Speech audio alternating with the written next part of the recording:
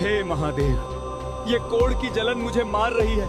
सुना है जिसका कोई नहीं उसके आप होते हैं, मेरी रक्षा कीजिए प्रभु। ये दर्द भरी पुकार थी स्वर्ग के राजा इंद्र की, जिनका शरीर श्राप की आग में जल रहा था। और उस आग को शांत करने के लिए महादेव ने जो शीतलता प्रदान की वो आज भी एक चमत्कार बनी हुई है। शायद इसीलिए आज भी ओडिशा की 45 डिग्री वाली चिलचिलाती धूप में यह धबलेश्वर महादेव मंदिर अंदर से शिमला जैसा ठंडा रहता है, बिना किसी एसी, बिना किसी मशीन के। महानदी के बीचों बीच दुनिया से कट कर एक टापू पर बसा यह मंदिर वही शरण स्थल है जहाँ इंद्र छिपने आए थे। यहाँ तक पहुँचने के लिए आपको नदी पार करनी पड़ती है, जैसे आप अपनी पुरानी दुनिया छोड़कर एक नई पवित्र दुनिया में आ रहे हो। कहानी सतयुग की है। स्वर्ग के राजा इंद्र, जिनके पास सब कुछ था, वो अपनी गलती से सब कुछ खो बैठे। इंद्रदेव ने वृत्रासुर का वध किया था, जिस वजह से उन पर ब्रह्म हत्या का सबसे घोर पाप लगा। शास्त्र कहते हैं कि इस पाप का बोझ इतना भारी था कि इंद्र का सुंदर स्वर्ण जैसा शरीर कोयले की तरह काला पड़ गया। कोढ़ और जलन से तड़पते हुए इंद्रदेव तीनों लोकों में भागे, लेकिन इस ब्रह्म हत्या की आग को कोई बुझा नहीं पाया। भागते भागते वो महानदी के इसी शांत टापू पर पहुंचे। यहाँ की हवा में उन्हें भगवान शिव की मौजूदगी महसूस हुई। इंद्र ने यहीं शिवलिंग की स्थापना की और कठोर तपस्या शुरू की। उनकी तड़प देखकर आखिरकार महादेव प्रकट हुए। शिवजी ने महानदी का पवित्र जल लेकर इंद्र के जलते हुए शरीर पर छिड़का। महादेव की शीतलता मिलते ही